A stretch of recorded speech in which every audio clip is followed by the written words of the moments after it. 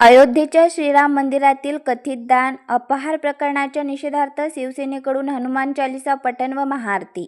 अयोध्येच्या येथील प्रभू श्रीराम मंदिरातील रामभक्तांनी अर्पण केलेल्या सोने चांदीच्या दागिन्यांसह रोकड दान व चढाव्याच्या कथित अपहाराच्या आरोपाच्या निषेधार्थ शिवसेना पक्षाच्या वतीने राज्यव्यापी आंदोलनाचा भाग म्हणून राळेगाव येथील श्रीराम मंदिरासमोर हनुमान चालीसा पठण, श्रीराम रक्षा स्तोत्र पठण व महाआरतीचे आयोजन करण्यात आले आहे। या कार्यक्रमाचे नेतृत्व शिवसेना तालुका प्रमुख विजय पाटील व शहर प्रमुख शंकर गायधने यांनी केले।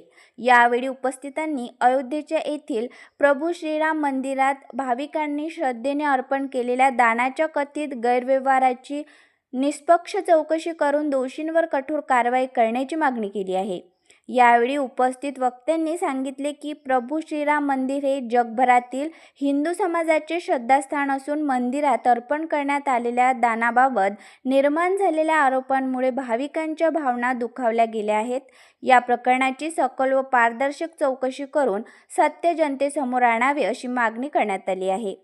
कार्यक्रमात श्रीराम रक्षा स्तोत्र व हनुमान चालीसाचे सामूहिक पठण करून प्रभू श्रीरामाची महाआरती करण्यात आली। तसेच रामभक्तांच्या श्रद्धेचे संरक्षण व्हावे असे प्रार्थना करण्यात आली।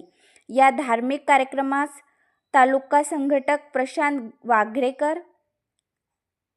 वाघेकर, महिला आघाडी शहर संघटिका पार्वता मुखरे, अमोल राऊत, वैभव लोणार, डॉक्टर संजय पवार, देवराव नाकले, सुनील क्षीरसागर, अखिल निखाडे, प्रणय मुळे, विशाल वरुडकर, मीना गायधने, शारदा चुनारकर, प्रणाली क्षीरसागर, अंजना सोनवणे, श्रीकांत कोदाने, योगेश मलोंडे, वैभव दुधे, देवा पांडव, प्रभाकर धोटे, सुधाकर शिखरे, श्रीकांत ढोबळे, महादेव लांभाडे, शंतनू शहारे, हिमांशु कोहडे, शंकर राऊत, लक्ष्मण डाखोरे, रामभाऊ मरसकोल्हे, शिवदास राऊत, विजयसिंह ठाकूर, सुनील झाडे, सुरेश चाफेकर आदी शिवसैनिक व रामभक्त मोठ्या संख्येने उपस्थित होते।